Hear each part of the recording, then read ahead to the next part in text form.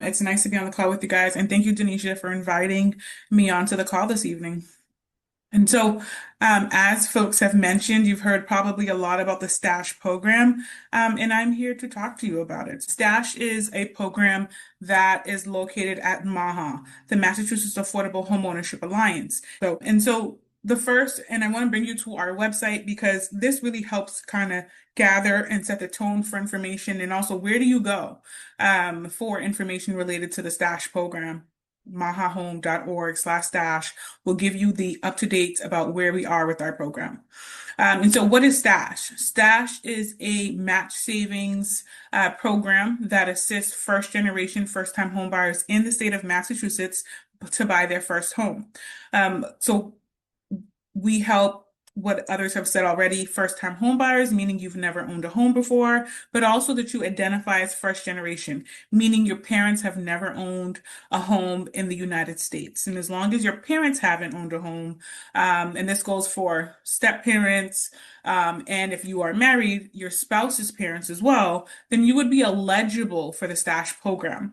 Now, the STASH I keep saying program. It is a program. It's not a mortgage like MHP and mass housing. We are a program. There's education requirements that you have to participate in, as well as savings to benefit from our grants. And so after you take a first-time homebuyer course, whether that's at Financial Education Associates or at MAHA, you would then apply to the STASH program. And simply applying to the program means that you're emailing stash@mahahome.org to get access to our program. And I'll talk more about that in a few minutes. But our program basically focuses on financial literacy. We are necessarily the 2.0 version of the 101 class that you've taken.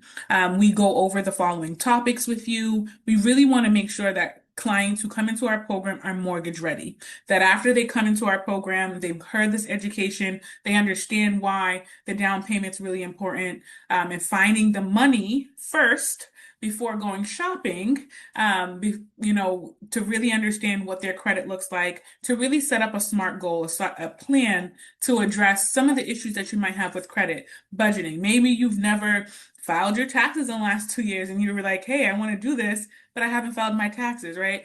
These are things that you're going to want to do and prepare. And like Denisha mentioned before, you're going to have to make sacrifices. There's definitely a lot of sacrifice and commitments to this journey that you'll have to make. And that starts when you're taking the education classes, when you're in a program like Stash, you're saying, hey, I have the $2,000 that I need in savings. I've taken the classes. There's just a little bit more work that I need to do. You're going to take the time and Stash to do that, and then you're going to go off and get a pre-approval and go off to purchase your home. So we're really at the beginning stages of you trying to determine what your goals are to buy a home. Where do you want to buy? How important is saving and budgeting to buying the home, but also how important is it to you being a homeowner? Our goal is not only to help you with that down payment assistance and closing costs to purchase your home, but it's also important that you became a sustainable homeowner, meaning that we're going to see you in that home for the 30 years in which you choose to buy the home, the 30-year mortgage. We want to see that you're choosing the right mortgage product for yourself.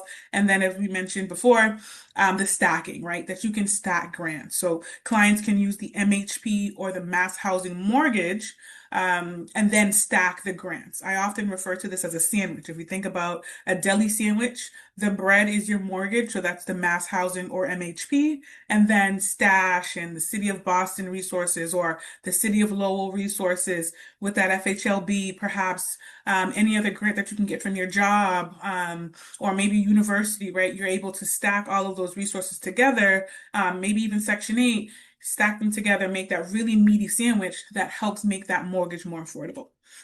So the funds are available first come, first serve. So a client will take the first time homebuyer course, apply to the STASH program. Once you're accepted into the STASH program, then you would attend education classes. So we have about 4 days of education that we provide virtually. Our first day is an orientation in person at our Dorchester office. You'll attend those other 3 sessions virtually where you'll learn a lot of information about mortgages. Again, we'll cover all of these topics that you see here, and then you're required to save a minimum of $2,000 in our match savings account. Okay, so this is an account that we will open for you. We are the primary owners of this account. So anything that has to do with this account, bank statements, passwords, access, I said bank statements, you need to come to us. The only thing that you can do once you are part of our program and use the stash account is to actually go to the bank and make a deposit. But all other communication regarding these accounts do come through us. So I mentioned that our qualifications include first becoming a first-gen home buyer, having taken the first-time home buyer course from a CHAPA certified agency, have to earn 100% or less of the median income for the household county where you reside. So the chart that was previously reviewed for the MHP, we utilize that chart as well. So we'll find the town where you live related to the county, and we'll determine what is your household size based on your application and how much income are you all making. We will then determine whether or not you are eligible for our program or not. In the event that you're not eligible for our program, we'll talk about other ways to research down payment assistance, what other resources are out there for you. If you are below the 100% AMI, that's great. And you would technically be eligible for our program because you're below the 100% AMI. Household size. So we do ask that you have a minimum income of $45,000 for outside of the city of Boston and $60,000 for in the city. But please keep in mind that these are just minimums. That doesn't mean if you have these minimums that you can buy a home. Because of the cost of homes right now, interest rates being high and the down payment assistance that's needed, these incomes are really minimum.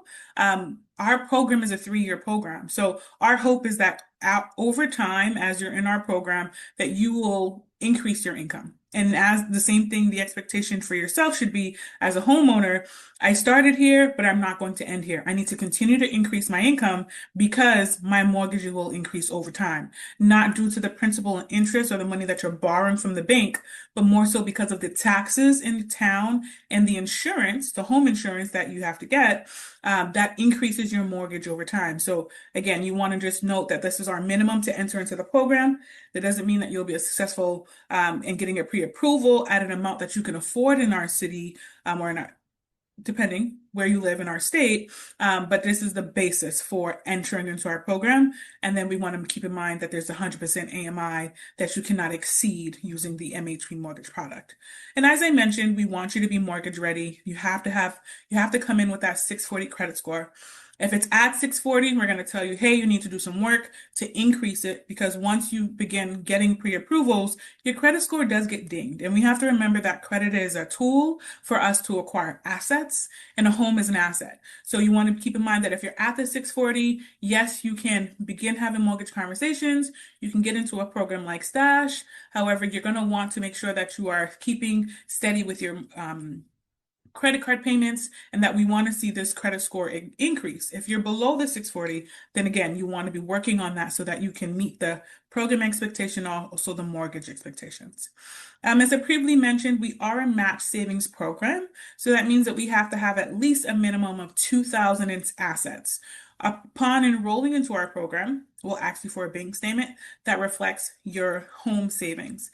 Now, this can be a separate account that you have where it's $2,000. You can show us a bank statement that has $22,000 in it. Regardless, you do have to demonstrate to us that you have a minimum of $2,000 in savings. If this is all that you have, my conversation with you is going to be, hey, this is just enough to get you in our program. This is not enough to get you an actual home. What is your plan for saving to be able to reach this goal of home ownership? Okay. You cannot exceed 100% in assets. And so just keeping that in mind, we have seen more and more clients that have been working really hard over the last couple of years to save up to 100,000. And so just keep in mind, you cannot exceed that. If you are there, there's conversations on what to do with it. All right, so we do have frequently asked questions on our website that defines the first gen home buyer. As I mentioned, your parents have not have owned in the US. But if they lost their home due to foreclosure, you would be eligible for our program. Banks ask us all the time, how do we prove someone is a first-gen home buyer? Well, there is an affidavit, which is a legally binding agreement that states that I am a first-gen home buyer, and that to my knowledge that there has I can't remember how it's fully stated, but to my knowledge, my parents have never owned. We do ask for the names of your parents and the last known addresses. And if we needed to do a deeper dive, we can do that. We can do that, and we can do that research. And so we really ask folks to really be honest with completing the affidavit and declaring that you're first gen. And this does not include your siblings. Oftentimes I get the question, well, my siblings have bought, does that impact me? No, technically you are in the same generation, but it's about your parents, whether or not your parents have owned a home. What documents do you need to submit to apply? Well, we're similar and we're preparing you for going to speak with a lender. So we're going to ask for your ID. We're going to ask for your first-time home buyer certificate from the class that you took. We're going to ask about pay stubs and bank statements, tax returns. We do ask for a budget. Budgeting is very important in this process. So we want to see a budget that you've completed for at least 1 month to be able to determine, is this client truly mortgage ready? Is their budget negative? Do they need assistance in budgeting, right? All of this is talked about in our program. So it is important that if you're looking to purchase a home, period, whether you're applying for down payment assistance programs or not, you're going to want a budget. It's a huge tool and a very important one to being successful in this process. We'll ask for any contributing household members. So again, if you are living in a home with other individuals over the age of 18 who are working, we're going to ask for one pay stub from them. Okay, now that's because we account for the whole household size. However, if you are living in a home and you're not going to purchase with any of the individuals buying in that home, then there's a conversation that needs to be had, and we will only account for your income. Let's say if you're renting and sharing rooms and a type of shared unit. But if you're planning to buy with multiple individuals, your siblings, your parents, we're going to ask for everyone's pay stubs. If you are have a child that is under your household, you report them on your tax returns. However, they're in college, then we're going to ask for a no income affidavit to be completed on that individual and everybody else who's not working. And so just keep in mind when you are completing these type of programs and they're asking for household size, you are including all adults that are in the home as well as children. That makes your complete household size. And so again, first generation, our program is an example of a race-conscious public policy. We've expanded our program across the state, and we do function as the bank of mom and dad. And so what is one of the amazing components of our stash program is that you get counseling. So, if you're in a transaction, I'll call you. If you're in the program and I saw an email come through from you, I'm calling you. Counseling is required by one of us, so myself or another member of our team. And we're talking to you about what does this process look like for you? Where are you in this process? You have 3 years, but what work are you doing? So we're hoping that you're committing to this. You're committing not only to the journey, you're committing to do the work, because again, it is work for you to eventually find that home and be able to afford it. How can you best prepare for joining Stash? There's probably preliminary things. You have to complete the application. You want to have to take a first-time home buyer course. You want to make sure that you've reviewed your credit report, you reviewed your budget, you know how much savings, you looked at your student loans. They're not if they're in deferment, you understand that the lender's going to account for that. So where does that going to fit within your budget? So there's a lot of work that can be done. If you're on Section 8 and you're looking to use Section 8 to homeownership, then that means that you need to contact that agency to ensure that they have the Section 8 to homeownership opportunity, because not all Section 8s are equal. So how does it work? So you get accepted into Stash, you attend our 8 hours of education via Zoom. During the class, you're getting a lot of information similar to this evening, and you're taking notes and you're determining where you are with your personal finances. You have to save in that custodial account, the match savings account that I mentioned, to prepare for homeownership. after you've completed the education class, you're still a part of Stash. We may not be seeing you on Zoom all the time, but once you have moved on to go talk to a lender for a pre-approval, you're contacting Stash to let us know that, hey, I'm in the home shopping process.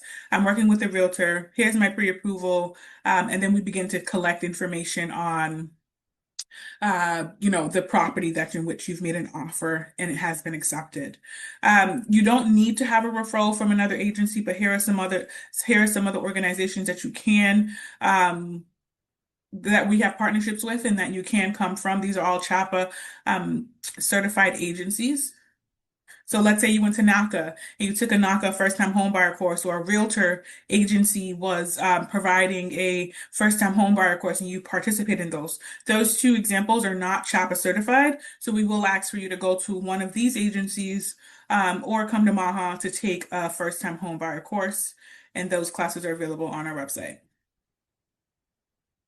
And so, to wrap up here, we have had a lot of attention this year.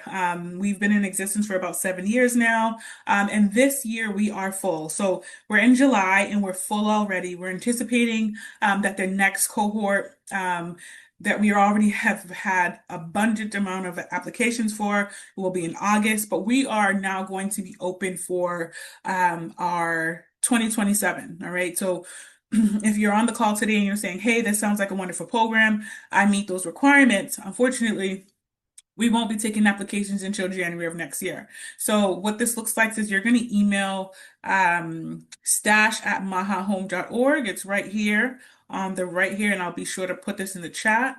Okay, and you're going to be asking for an application for our program for 2027. Hey, I participated in the Financial Education Associates meeting. I'm interested in applying for Stash for 2027. You'll receive an application when we open in January, even though you email us now, and you'll be able to complete that application, and our cohort will start in February. Okay. If you are in an active transaction and you're like, hey, I could really use this money now, I have to buy now. Unfortunately, Stash is not an opportunity for you. However, if a client is already in our program and is looking to purchase a home, they would then be eligible because we have grant funding for them. So, and as Denisha mentioned, each of these grant programs are wonderful, but we don't get continuous funding, right? And so as long as we have money, our program is available. So we're not necessarily closed, or we're not, Stash hasn't ended. We're just full. That means that we have had way more applications than we actually have capacity for. And so we want to prioritize the folks that have already applied for our program. And we foresee a cohort beginning in beginning in February to start off 2027. And I think I might have missed just one thing, which is our grants. Our grants are currently $10,000 or $20,000 for buying in the city of Boston. It's 10, and buying outside of the city of Boston, it's $20,000. So here it is. How much is the match? All right, so that's here. And when we do update this, you'll also be informed. So you can always come here. We'll either say, hey, we don't have funds, but for the most part, we're able to provide 20,000 for outside of the city of Boston and 10 for the city of Boston. And then again, that gets stacked with what other resources you would get from some of the other agencies. And that concludes my presentation today. My email is here. And I'll also include my program manager's email if folks have specific questions beyond today. Thank you. Awesome. Thank you so much, Antonina. That was great. I learned a lot, guys. So hopefully you guys did too. Do not get discouraged, even though the cohorts are closed until next year. That just means you get to get your finances in order up until then. And for those of you who are like, well, I want to start the process now, I pray that you find a property now. But for some people, you may start searching now and not find something until next spring, which means you can still apply for Stash in February and may still get that funding and qualify for when you do find the house in the spring. So all is not lost. I tell people, do what you need to do and let all the stars align along the way so that you never know. We can find money around, and put things together for you. Don't delay your process if you're ready to go now, right? If you can afford it, to me, that's the most important thing. based on your budget. Can I afford the house that I'm searching for right now? If the numbers work for me to buy now, I buy now, even without the down payment assistance, because I don't need it. I can afford it now, just the way my life is. Down payment assistance is helpful, but I'm not going to delay the process and miss out because I'm waiting for down payment assistance. If you need the down payment assistance, that's where you need to be really focused on prioritizing what's most important to you so that again, you will fall in line with the 640 credit score, the debt to income ratios, the income guidelines, everything that they need for you to the 2000 was it 2000 or 3000 Antonina? Two? The $2,000 limit for stash so that when they come up again in February, you'll be ready for that. There's always something for you to do. You should not be passive in this process. Whether you use MAHA or you work with financial education associates for your counseling sessions, we expect you to put in the work. I can't want the house more than you. And in the beginning, I would be stalking people to help them stay encouraged. I'm like, I'm not the one getting this mortgage, you are. So if you're not committed to it, I cannot work harder than you for this. So if you know you have a trip plan, but you have negative money in your bank account in terms of saving for a down payment, do you need to go on that trip or should that be something you try to get refunded and put that money towards saving? Those are the conversations I am sure Antonina has and I have with you guys. And I don't feel bad about it. You have to prioritize if you really want to be a homeowner. Okay.